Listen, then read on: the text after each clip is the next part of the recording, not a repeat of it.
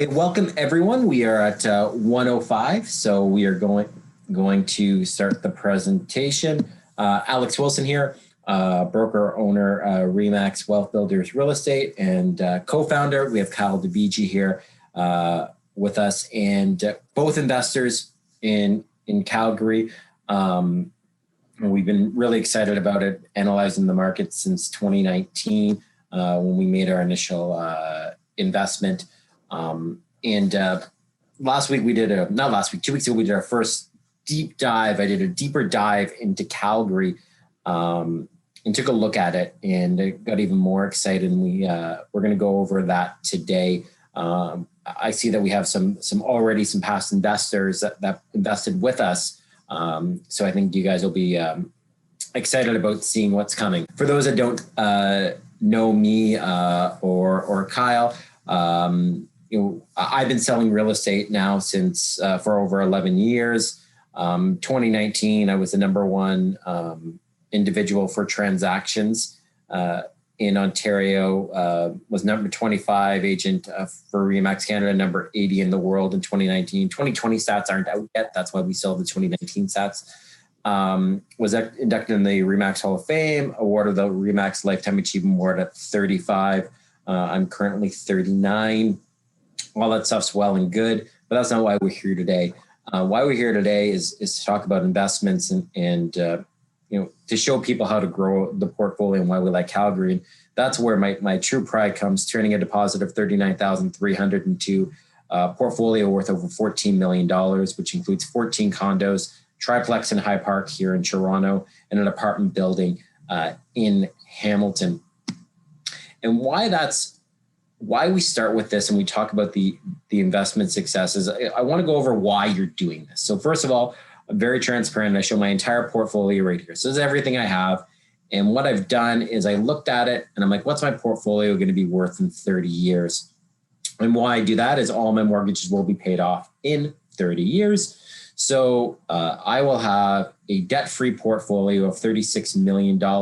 And this is all calculated at a very conservative 3% compounded annual growth rate.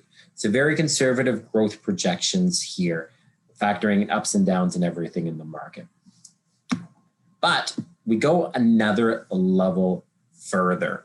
I go, well, what's the value of that portfolio in today's dollars? Because there's inflation to factor in and everything. So in today's dollars, this would be worth almost $21 million.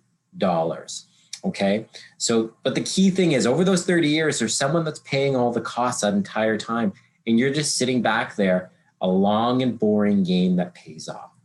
Now, recently we did a video, which is not on our YouTube site. We do a registration for that because the material is too good. And I'm like, I can't post this on YouTube.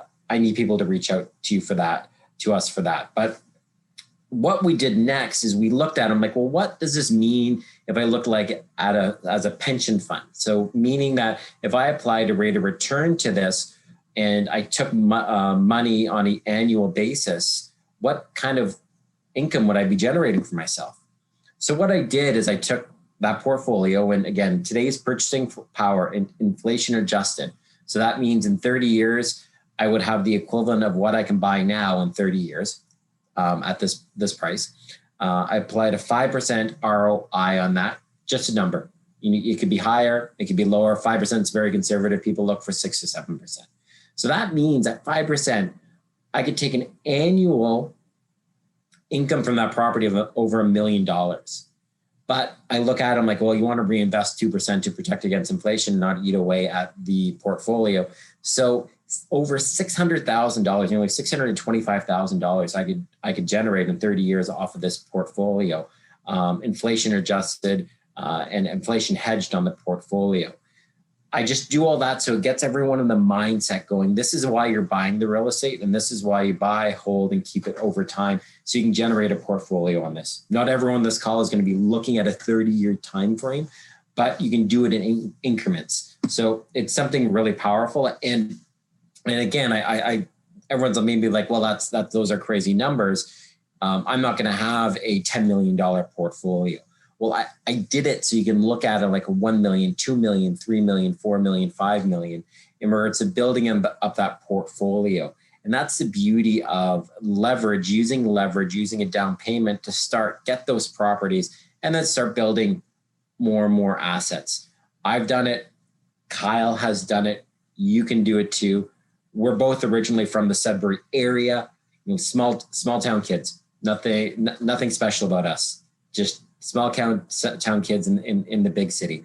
So you can do this, and I do this just to set again the mindset to show you buy, you hold, and there's huge wealth to be generated in the long run. If you're looking for immediate gratification, you're not going to build long-term wealth, and that's the key of buying and holding. So why Calgary? After we get into all that deep items. So when Kyle and I first bought our first investment condos, we paid in the mid twos, 267, 490. No, it was 262, 990. 267 was a different one. 262 was roughly what I paid for my first one. 1 bedroom unit with parking at Queen and Gladstone in 2012. Why I talk about that is I can't do that in Toronto right now. I can't do that in the GTA right now. I don't even think I can do that in Southern Ontario right now. You don't get those prices. So Calgary offers that price point to allow that low entry point to then see exponential results in that buy, hold, long-term model.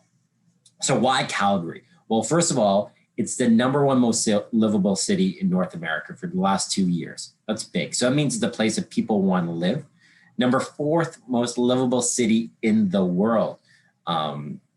We look at it, it's at the foothills of the Canadian Rockies. There's tons of green space in Calgary, and it has the second lowest cost of living of all Canadian cities and 9th lowest in North America. So why all this is important is, especially in these COVID and post-COVID times, people are analyzing, well, where do I want to live? I don't need to live where I'm living. So if we look at, well, this is the #1 most livable city in North America. It's also the second lowest cost of living in Canada, and then the 9th lowest in North America. It's an extremely attractive spot for individuals looking to go, hey, where can I live that's affordable, but also a great spot that I can enjoy the environment? And that's what Calgary has to offer. So that piqued our interest to begin with, going, okay, this is a great city. And I'm at the foothills of the Canadian Rockies, which we talk about in these next slides. And we look at, it's the sunniest city in Canada, 2,300 hours filled of sun, most extensive outdoor pathway of bike networks, so you can go out there bike. And second for healthiest lifestyle and life satisfaction in all major cities in Canada. So again, people that are looking for a change and looking, where can I live? And again, this is a tier 1 city. Where can I live and work and enjoy myself? That's what Calgary has to offer. So again, we're looking at this and like, this is a great place. Why aren't more people living there? Well, I shouldn't say why aren't more people living there. There actually has positive population growth, which we'll talk about more. But then you look outside of the city. So then you have the Rocky Mountains, you have Banff National Park, just 1.5 hour drive away. And the key thing is it's a true 1.5 hour drive away, an hour and a half, versus if you were to leave Toronto and go to Muskoka, yeah, you could do it in maybe 2 hours, 2.5 hours, but you got to leave at 4 a.m. If you were to leave at Saturday morning at 10 a.m., forget about that. You're looking at 4 or 5 hours to get up north. So literally taking me an hour just to get to the highway before. Just to get out of the city. Yeah, it's brutal. Yeah. So you don't have that. You don't have that congestion in Calgary. So again, back to that lifestyle brand that has to offer. So why is Alex and Kyle buying condos in Calgary? Well, first of all, net population growth. So it has a positive population growth in Calgary, and it's actually higher than this 10,000 number in most recent years. But you have a net population growth in Calgary, so the population is increasing. We're in the business of selling roofs over heads. So we want to see a positive population growth. That means if it has population growth, it's going to need more roofs. And then from an income perspective, it has the highest millionaires per capita of all the major Canadian cities. Calgary has money. Forget about the headlines. This is a deep dive beyond the headlines. And Calgary represents the highest wages and salary per employee in the country. And this is 66,261 in 2018, and that number has gone up as well. So people in Calgary have money, and there is significant wealth. So not only the regular individual makes money, there's also significant wealth built up in Calgary. And then we look deeper down. So we talk about growth projections in population, selling roofs overheads. How many roofs are going to be needed in the future? Well, Alberta's population is set to increase by 48% and will be larger than BC by, well, that's 4, it shouldn't be 4, 2043. And its population growth, to compare it to Ontario, Ontario's population growth is set to increase by 24%. So it's over double the growth rate of, or double the growth rate of the projection population increase in Ontario, and it's going to be larger than BC by 2023. Now let's keep this in mind. Vancouver and Toronto are significantly more expensive than Calgary, but the area that's going to grow the most is actually Alberta. So very, very important that where the actual people are going, yes, Southern Ontario is still going to grow significantly, but from an actual number from the percentage growth, Alberta is going to be the largest growing and has that population growth. And then when we look at economic output, Toronto, Montreal, Vancouver, the big three. Calgary is right behind them in regards to the GDP produced in Calgary. Its GDP is larger than provinces. The GDP of Calgary is larger than Saskatchewan. The GDP of Calgary is larger than Manitoba. Key things. The population, we always say, follow the money, follow the heads. Well, we know the heads, it's going to have the highest percentage of population growth in Alberta over the next 23 years. And we follow the money. It has the 4th largest GDP in Canada for major cities, and has a larger GDP than actual provinces, Saskatchewan and Manitoba, and smaller ones from that matter as well. So very, very significant economic activity still happening in Calgary. So I would say follow the money. So what I mean by that is I look at Minto and the projects we have invested in are Minto-based projects. Minto is a Toronto-based, Ottawa-based builder that also has a head office in Toronto as well. Been around for 60 plus years. Publicly traded REIT with $2.9 billion of assets under management. As well, the Greenberg family, one of the richest families in Canada, is the backing partner behind Minto, the founding partners, at $1.57 billion. So you have significant backing. Now, with that comes multiple head offices. Again, they have a head office in Ottawa, a head office in Toronto, and also an office now in Calgary. Well, they have a whole team of analysts that are looking at where is it going to be profitable for us to develop next. So from a large scale, Minto has been buying up development sites in the Calgary area. And they have, again, a significant amount of individuals analyzing, going, why should we be out there? They are a publicly traded company, so there's going to be scrutiny in regards to where investments happen. So you look at it going, okay, this large multi-billion-dollar company is now starting to invest in Calgary, building a brand in Calgary. Calgary is two people, but if this multi-billion-dollar company is now investing money in building in Calgary, I'm going to follow their money and follow their first mover advantage out there. So I'm following their money, but also doing our due diligence as well, but a little bit piggybacking too. So buy low, sell high. Again, why are we buying condos in Calgary? And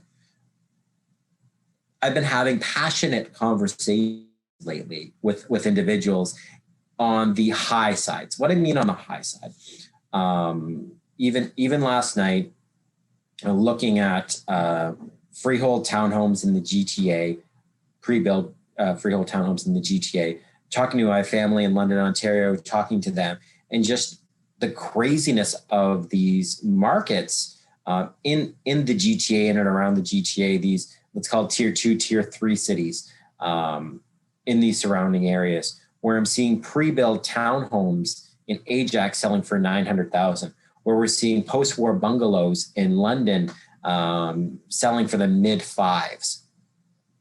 These numbers don't make sense. And I have people reach out to me like, oh, I want to buy a freehold townhome. The prices are going up like crazy. Yeah, you're buying high. You are buying high. So I like buy low. Buy low, sell high. So we're seeing crazy activity in the tier 2 and tier 3 cities in Southern Ontario right now. But the Calgary market still presents some great buy low opportunities.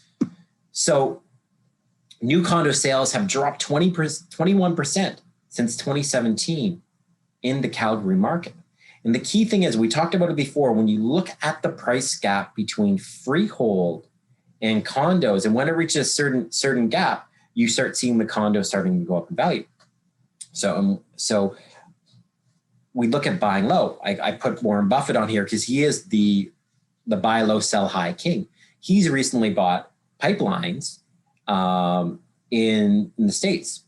He bought in because that was an area that was low. That was his first investment in oil and gas in over a decade, buying the pipelines, buying the distribution network. So we look at the buy low opportunity. We've seen prices come down 21% since 2017. I'm not worried about condo prices in Calgary going down. They're already at the bottom. Now we're going to see them start going up. And love this one because this is a big deal right now, and I'm sure going to have some questions on this. I have already.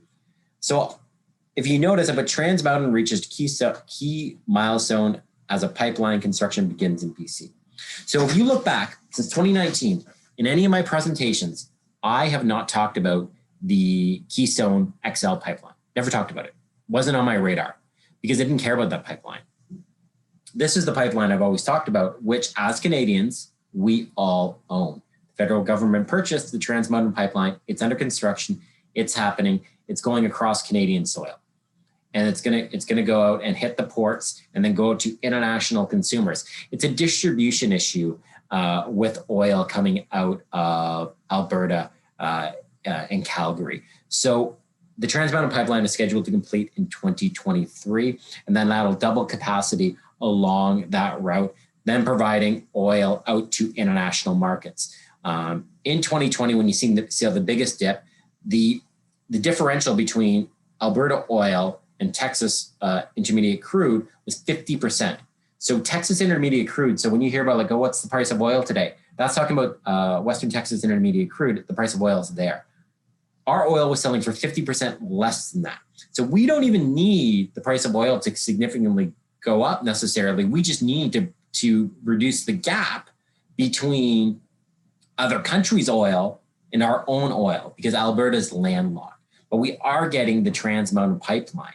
So you do read in the headlines all the negative media around Keystone and XL. Remember, that was canceled in 2015. And there was already hints about that being canceled again in May of 2020. So it's actually not a surprise that I've never actually talked about that specific pipeline because that is a political matter that is outside of our control, never even factored it in. So from the distribution level, that's where we're going to increase distribution in Calgary, but it's more than a one-trick pony Calgary. You have to look at oil and gas as being the backbone of the economy there, and then you're going to build off it. So distribution, diversification. So the distribution is the pipelines. So now we have the diversification. Calgary tech boom is here. Calgary ranked in the global top 10 most attractive cities for workers. We've talked about that. We talked about it's the number one city in North America to live for the last 2 consecutive years, and the second lowest cost of living in Canada. Calgary has the highest proportion of STEM graduates of major Canadian cities. That's degrees programs in science, technology, engineering, and mathematics. And when we talk about backbone, low cost office space, 27% vacancy. That's a good thing, not a bad thing. Well, I mean, it's a good thing. The office development in Calgary, it had a glut of office space when oil hit $100 a barrel. So you had this glut, you had this big construction boom, which resulted in too many buildings and now a high vacancy rate because the price of oil has come down. But the $100 oil built the infrastructure and the backbone to allow for other industries to come in. So when we look at the numbers and we talk about the tech boom, Calgary is home to 435 technology companies. 3/4 of them are startups. So you're looking for affordable avenues. There are more than 2,000 open tech jobs in the city, and a record of over 44,000 Calgarians are working in tech right now. So we talk about the affordability aspect. They're moving downtown. There's Calgary tech companies moving into downtown Calgary because that is due to the affordable office space. Let's look at the office space numbers. $17.50 per square foot in Calgary office space, the backbone that oil and gas built. This is because it hit $100. So we have all this infrastructure there and companies can come in. Compared to $21.16 in Edmonton, 23.4% more. And 38 in Toronto, 102% more. And in Vancouver, 44.62, 155% more. So Calgary, because of the backbone of oil and gas, which will always be there, there'll still be income coming in, but you can piggyback off the infrastructure that oil and gas built. You have this affordable office space that these startups can come in, incubate, and prosper. And when we talk about that, we talk about prospering. So let's talk about some unicorn status, some success stories that have happened in Calgary. So Benivity, $1.1 billion. December, if we look at the date on the slideshow, December 4th, 2020, $1.1 billion sold a majority stake. Calgary made right there. And what's key about that, we talk about another one in this article, another unicorn company, Solium Capital, was sold to Morgan Stanley for $1.1 billion in 2019. And there was another $1 billion between Calgary-based medical firm Pravis Therapeutics and a San Francisco, whatever, read the article. But what I'm saying there is you have these companies that are being bought up and Calgary's starting to be recognized as an incubator for startup companies. And why that's key is once it's recognized, money starts flowing in. Think of a sports analogy. If I'm playing baseball, actually, you know what, I'm going to do, baseball, basketball. If I find a market that provides me a superstar, it's like, wow, their program is getting better. Other teams are going to start sending scouts to that area to see if there's other superstars through the training programs that country may have. So you've seen it in Canada. You look at the number one picks in the NBA in Canada over the last decade, there were a few of them because that was a result of Vince Carter and the Raptors coming to prominence in the 90s and early 2000s. Then people started playing, more people picked up basketball. Then you developed a great basketball program. And then you had people start drafting people from here. And that happened. So scouts come to Canada and look at Canada. Where am I going to get these great players? Because Canada is actually can produce basketball players now. Same thing with baseball. Canada can produce baseball players now. 20 years ago, you had no scouts here looking, but because of the success that happened here in Canada, scouts started looking at it. Same thing on the technology side. So now that you've had success in billion-dollar valuations in Calgary, well, money's going to follow money. So now other companies, other venture capital funds are going to be looking at their scouting through the startups going, okay, what other opportunities are here that we can fund and grow our investments? And what also happens is you have the people that got the payouts from those unicorn status. Well, they have a significant amount of money and they know how great Calgary is an incubator, and they're going to look down and helping their fellow startup companies going, hey, I want to make an investment in you guys. I know what you guys need. We're going to make you guys successful. Here's your seed capital to do this. Let's grow this together. And that's when you have an industry starting growing. And that's what's happening in Calgary. So giving specific examples in regards to tech companies moving and thriving in downtown. Simon had fewer than 20 employees in the spring of 2019, and now is more than 200 employees moving into 79,000 square feet and looking to hire an additional 200 to 300 people in 2021. Helicum officially outgrew its cramped office space in Blackfoot Industrial Park. And it's gone from 3 staff 5 years ago to 68 employees. And now it plans to have another 150 employees by the end of 2021 and sign 20,000 square feet of office space in the Millennium Tower in downtown Toronto. LodgeLink will now require 300 new technology-based jobs over the next 5 years in Calgary and will require an additional 50,000 square feet in office space in Calgary.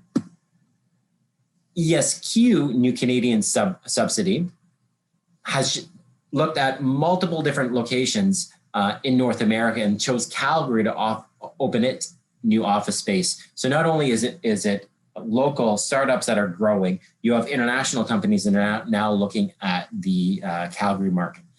Your large players are still going to end up in Vancouver and Toronto. You're going to have your Amazons, you're going to have your Microsofts, you're going to have your Facebooks. Those are going to end up having their branch operations in Vancouver or Toronto. And what that ends up happening, those large companies start eating up the talent base in those markets, the actual employees that they need.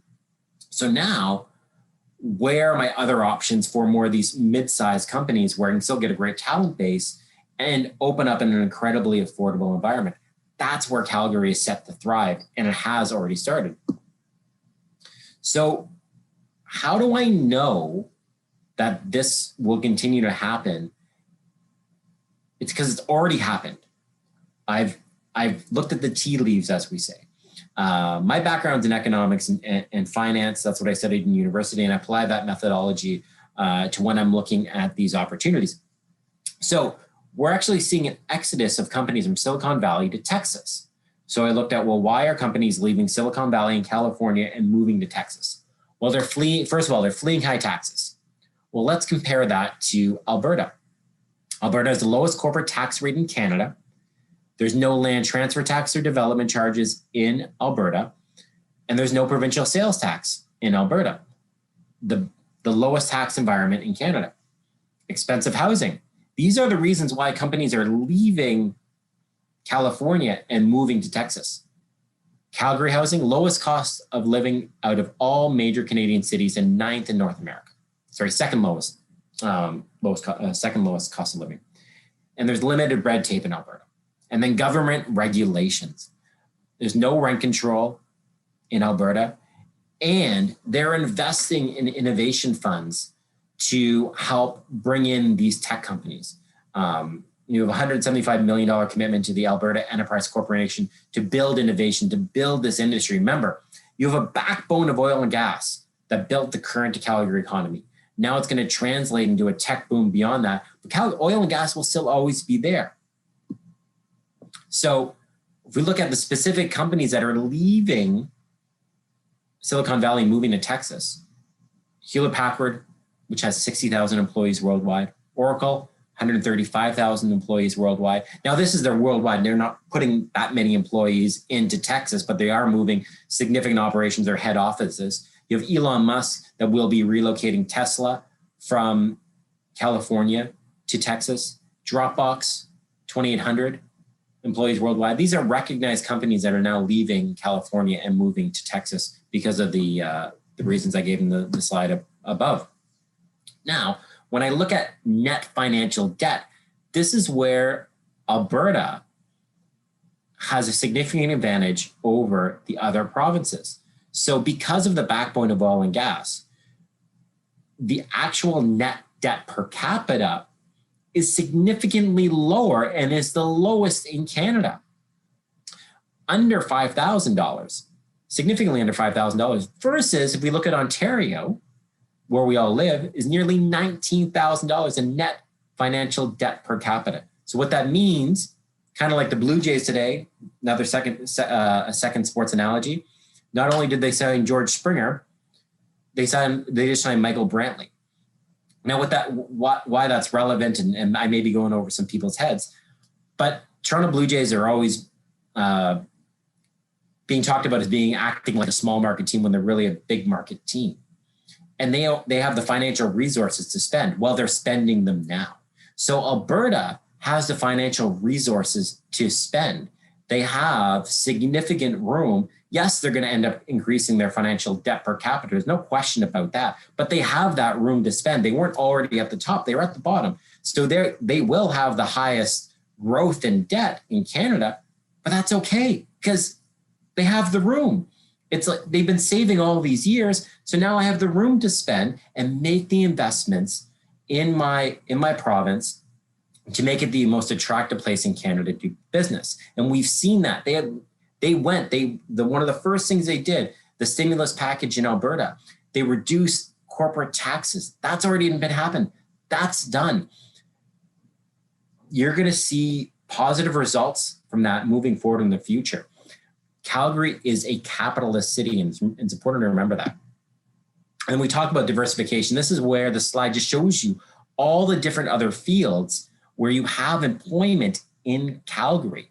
And if we look at the oil and gas, it represents 6.5% of the employment in the Calgary area, or 49,000 jobs. We will continue to diversify away from that and have other jobs fill in. Now it's important, not important, but I want to bring it up again, and we talked about it at the beginning. Kyle, where are you from? Sudbury. I'm also from Sudbury. Why that's relevant is, if you know Sudbury is a mining community, predominantly nickel capital of the world. And what they've done is they've diversified their economy. We grew up in a time when Sudbury lived and died by the nickel. The price of nickel defined what would happen in the economy. But they've diversified away from it to the point where if there was a drop in nickel prices or a major strike action, it doesn't impact the local economy. And that's what Calgary is getting away from. Calgary's already shed the jobs. The drop in oil already happened. You will still see headlines about mergers and maybe some job action happening. But the majority of jobs have already been shed from Calgary. The cutting has already been done. So now you're going to be at the point where you're going to start seeing the growth in the market. So all the bad things have already happened. It's already been done. And Kyle and I lived it because we lived in Sudbury and we saw a market that changed and moved away from a specific commodity to an education experience. And Kyle, we brought it up last one. Why don't you talk about, what Sudbury is known for now beyond just nickel? Yeah, it really transitioned into a knowledge-based economy where, started with mining and built up a lot of experience and, methods, best ways, best practices to do things, and actually became a source for other countries or other companies internationally to come to the companies in Sudbury to learn how they were doing things in the mines there. The Sudbury then started manufacturing things for other mines around the world, be it heavy equipment, specialized equipment, helping them with the practices and teaching them how to do that. And as part of that teaching too, Sudbury now is actually really the education center of the North. And it's really exploded that knowledge-based community. You have Laurentian, you have other colleges, a French college. So it's really diversified away from mining into that more knowledge-based economy. And that means a lot of money as well. Yeah, and Sudbury I would consider a second to third tier city. But why we bring that up is, and also I know the real estate market in Sudbury is booming right now. It is an example of a city where you would have kicked it when it was down. And I can tell you when it was down. It was down in 2002 because I know my parents picked up a sweet deal on a place in Ramsey Lake and may mean nothing to anyone on this call. But the idea is you can't look at what's happening right now. You got to look at where the puck is going, that old, again, sports analogy. Where's everything going? It's already done its cuts. It's already hit the bottom. You're not going to lose money because it's already hit the bottom. The trajectory is only up. Okay, so boom and bust. That is what Calgary's been predominantly in the past, and similar to Sudbury, was a boom and bust economy until they leveled things out in regards to diversification of the economy. We are in the bust period, but we're ending the bust period now. The bust period is now at the end, and now we're getting to the boom portion of it. You are going to see a slow, gradual increase moving forward because the negative items are already happening. And we've seen that already in the Calgary real estate market, which has seen some of its best performances in 16 years happening in Calgary. So these are key things to consider when looking at these opportunities. So just going over some of the benefits of investing in Calgary and the opportunities with the deals that we negotiate with Minto, we're able to secure units with 5% down. So initial investments with 5% down. These buildings can be completed in 2023, 2024. The ability to sign the units, 2-year rental guarantees including full property management. I have some slides to give an example for that, what that means to people. It's actually a lease back. No development charges or other closing costs. That would represent $20,000 at least in Toronto. No land transfer tax, again, would represent at least $20,000 in Toronto. And all units are cash flow positive with rental guarantees. So you're able to buy in the market with a low capital outlay in the market when it's down. So you're not worried about the price going down. So you're not buying when it's hot, you're buying when it's colder with positive outlook on the other end. And you have the construction timeline. So you get 2 to 3 years of construction time for the market to improve, but you don't have to own the asset. And then you have secured income for the asset that's fully managed for another 2 years. So you basically have 5 years of runway. So I'm not worried again, what's happening today. 5 years is what I'm looking out to. And that's where I'm seeing positive things that'll be happening in 5 years. Remember, the Trans Mountain Pipeline will be complete in 2023. Our 5 years from today will be 2026. So that gives us that runway for it to be, for the asset to go up in value while collecting a positive cash flow. So examples. I always like to bring my own examples here, things I've done already. So the lease back example, unit I bought in Era. So Era 2 is launching next month in Calgary. So I bought a unit there, including the GST, $38,900. The lease back is based on before GST price, so that's why it's $370. So I'm going to be getting from day one a rent of a little over $1,850 per month. So when I factor in my mortgage, my property tax, my maintenance fee, and my lease back rent, my positive cash flow is $265 per month. Positive cash flow on that. And that includes full property management as well for 2 years. So this lease back amount, 2 years guaranteed, check whether it's empty, whether the rent's lower. Now I can tell you that the rent for this unit would actually be, it's projected to be over $2,000 at this time. And we can get more into that later on about what if the rent's higher, but I am guaranteed this amount if I wanted it from day one. I have no headaches. It's great. So Alex, can you buy a condo in Mississauga or Brampton for $389,000, a 2-bedroom? Probably. Oh, by the way, that location was downtown Calgary. That land community. That's a downtown Calgary location with parking and locker. Under 400,000. Yeah. No closing costs. That's unheard of. Parking nowadays costs $55,000 to $60,000 in Toronto. These come with parking, right? Yeah, come with parking. Then East Hills, where Kyle and I both invested in the building. This is more of a suburban location. About a 2-bedroom with parking and locker there. My GST included price $270, nearly $271. Lease back in this specific example was based with the GST price in a little bit higher at 6%. So that's my guaranteed rent, $1,467. So when I subtract mortgage, property tax, maintenance fee, I'm looking at a positive cash flow of $218 per month. And that's there. So I have guaranteed positive cash flow. I can't get you cash flow in Ontario. It doesn't exist. Can't get you cash flow here. I can get you cash flow here and I get you in the down market where we're expecting to see the values go up.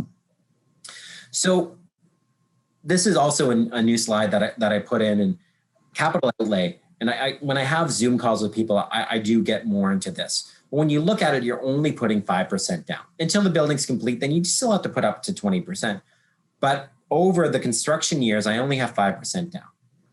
So what that means is if I've only put 5% down, then if my property goes up 5%, I've doubled my investment. So for Era, for example, if my property goes up $20,000, I've doubled my initial investment. That's great. That's amazing. In Toronto, where I have to put typically 15 to 20% down on a pre-build, I would need then the property to go up to $100,000 to $120,000 for me to double my initial investment. I don't need a lot of movement for this to be successful. I'm expecting it to go up more than this, but I don't need a lot for my initial investment to double in value. It's great. East Hills, 5% down. I only need the property to go up $15,000 for me to double my investment. That's it. Again, I'm expecting it to go up more. I have a 5-year time frame on both of these.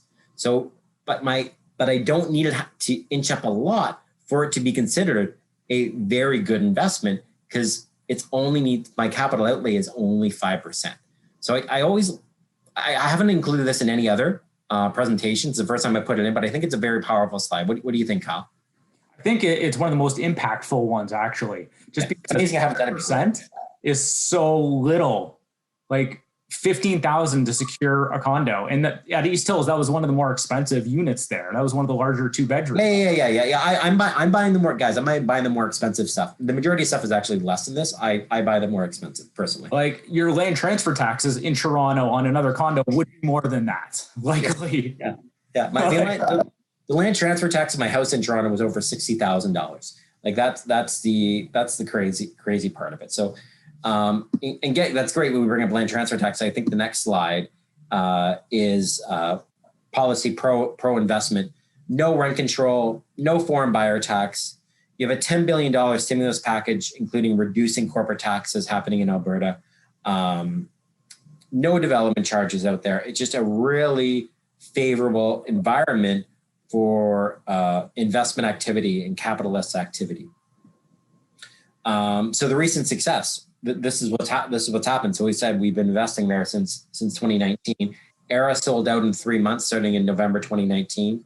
Annex, another project that we worked on, sold out the investor release on 40 units in 2 months over the summer of 2020. The remaining units are going to be selling to investors or their larger units. And East Hills sold out 87 units in 2 weeks in November 2020.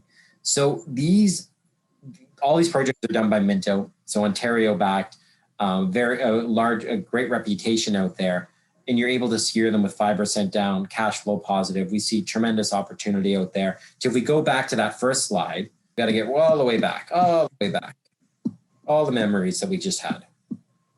Okay. How many other opportunities are there in Toronto to buy with 5% down?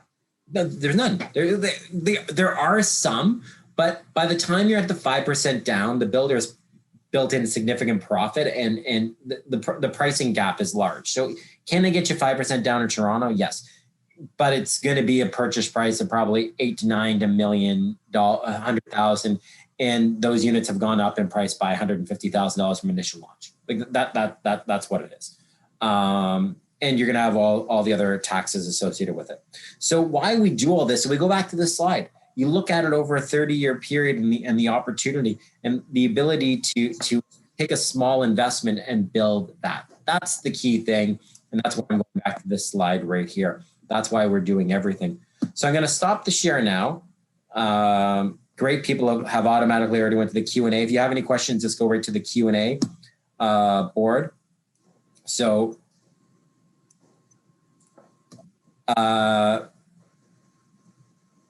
here we go. Sorry, I just have someone giving me stats on temperature. So funny, Sudbury is actually on here. So yeah. I like this question because again, I'm from the cold. I'm from a place colder than Sudbury because it was actually colder in Cape Earl than it was in Sudbury.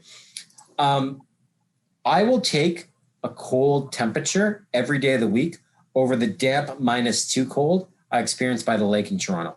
It doesn't matter how many layers I have on, a damp cold gets me right to the bone because you can't protect against that. It's a dry cold in Calgary. So even if you hit -30 in the winter, it's fine. Just put a layer on. It's personally what I grew up with. So it doesn't bother me, but a damp cold is horrible. So it's deceiving when you look at that, when you look at the temperature, because it's a different type of cold. Okay, Alex, how long between down payment and unit possession? You're looking at 2023 for Era and probably 2024 for East Hills. So again, the two developments coming up, it's going to be 2023 for Era, I do know that one's launching in February. In 2024, most likely for East Hills, maybe late 2023. Their occupancy dates are pretty on in Alberta. It's different out there than Ontario. They have to be on their occupancy dates. They can't delay it for a year like they can in Ontario. So you're looking at 2023, 2024 for unit possessions. And then I notice on the chat, let's check out the chat here. I hear someone talking about CMHC. Well, see, how much did CMHC said Toronto was going to drop, Kyle? A lot. I don't remember the exact number, but yeah, they were forecasting significant decreases. And how much did our freehold market go up? A lot. What's the actual number? I haven't tracked it. I was like 15%. Yeah, something crazy. At least double digits. Which investment is better, Era or East Hills, and have you a price list? No, we don't have the price list yet. That again is launches are happening in February and March. It's funny, I do get this question. I bought them both, so so I'll tell you, you're looking at probably about $100,000 difference between the two. Era will be $100,000 more than East Hills. Era is a downtown location. East Hills will be a more affordable location, but it's a more suburban location. So if you want to just go, I just want something down and dirty cheap, then East Hills is what you're going to buy. If you want a more blue chip location, Era is what you're going to buy. It's going to be $100,000 more roughly, but you're getting more of a downtown location, which is right off the Bow River. And do you want to add anything on that, Kyle? Both are great locations. East Hills is a little bit more suburban, but literally across the road is a giant commercial complex with shopping mall, Costco, Walmart, everything you need day to day. And just down the street, they're building a technology hub there as well for a ton of new jobs too. So it's going to be a job center very close there too. So both are great. Asking, okay, in the case of a leaseback by the builder, is the buyer still able to have a portion of the GST rebate? So the GST on these deals is 5%. So you're looking 5% on the purchase prices. So 35, that is rebatable. So in regards to, if I look at, for example, what if I do 20,000?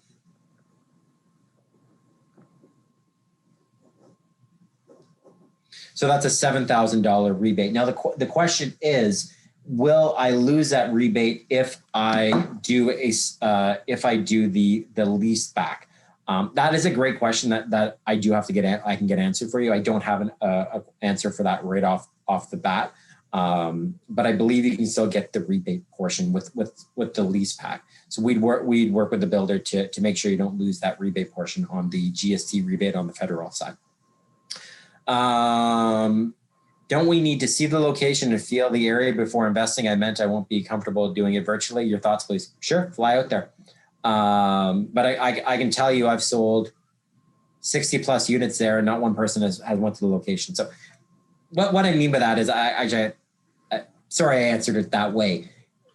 You can 100% go fly there and go to the locations and take a look at that if that is what makes you feel comfortable.